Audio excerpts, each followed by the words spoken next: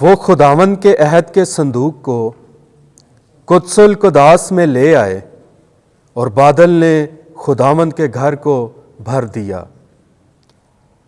ہمارے لیے آج کی پہلی تلاوت ملوک کی پہلی کتاب 8واں باب 1 سے 7 اور 9 سے 13 آیت تک۔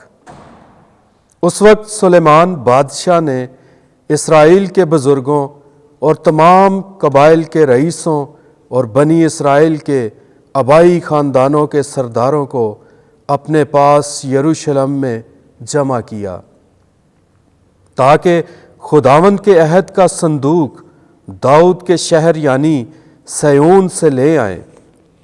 تب اسرائیل کے سب آدمی ایتانیم مہینہ کی عید کے لیے جو 7واں مہینہ ہے سلیمان بادشاہ کے پاس جمع ہوئے، اور اسرائیل کے سب بزرگ آئے اور کاہنوں نے صندوق کو اٹھایا، اور وہ خداوند کے صندوق کو لے آئے اور حضوری کے خیمے اور سب پاک برتنوں کو جو خیمے میں تھے کاہن اور لاوی لائے تھے۔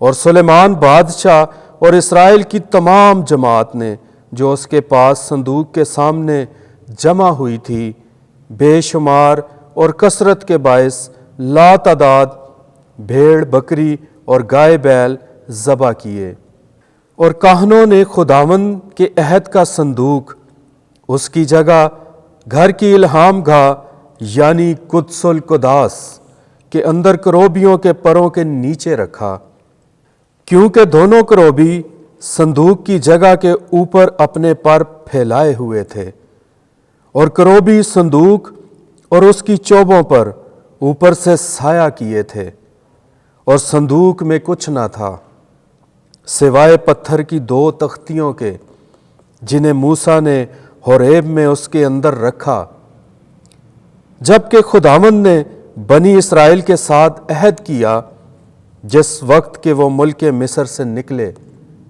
اور ایسا ہوا کہ جب کاہن مقدس سے باہر نکلے تو بادل نے خداوند کے گھر کو بھر دیا، اور بادل کے سبب سے کاہنوں کو طاقت نہ ہوئی کہ خدمت کرنے کے لیے کھڑے ہوں، کیونکہ خداوند کے جلال نے خداوند کے گھر کو بھر دیا۔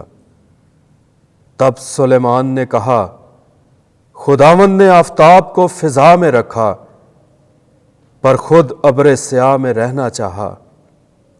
میں نے تیرے رہنے کے لیے ایک گھر بنایا، ایک مقام جس میں تو دائماً سکونت کرے۔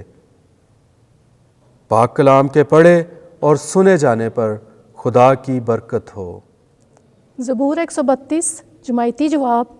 اے خداوند اپنی آرام گاہ میں اوپر جا، ہم نے اس کی خبر افراطہ میں سنی، ہم نے اسے یائر کے کھیتوں میں پایا، آؤ ہم اس کے مسکن میں داخل ہوں، اس کے پاؤں کی چوکی کے آگے سجدہ کریں۔ جماعتی جواب۔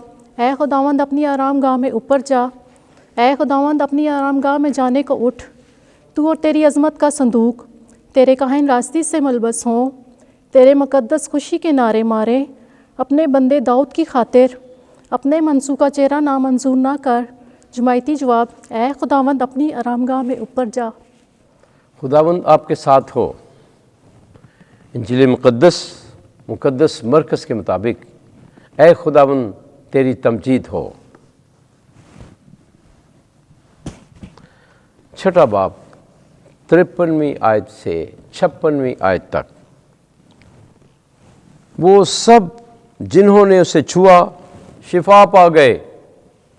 اس وقت یسوع اور اس کے شاگرد جھیل سے پار ہو کر جناسرت کے علاقے میں پہنچے تو لنگر ڈالا، اور جو ہی وہ کشتی پر سے اترے تو فوراً لوگوں نے اسے پہچانا، اور اس سارے علاقے کی ہر طرف دوڑے اور بیماروں کو 4 پائیوں پر رکھ کر جہاں انہوں نے سنا کہ وہ ہے لے جانے لگے۔ اور وہ جہاں کہیں گاؤں یا شہروں یا بستیوں میں جاتا تھا وہاں لوگ بیماروں کو چوکوں میں رکھتے اور اس کی منت کرتے تھے کہ وہ صرف اس کی پوشاک کے دامن ہی کو چھو لے، اور جتنے اسے چھوتے تھے شفا پاتے تھے۔ انجیل مقدس کے وسیلے سے ہمارے گناہ معاف کیے جائیں۔ اے مسیح تیری ستائش ہو۔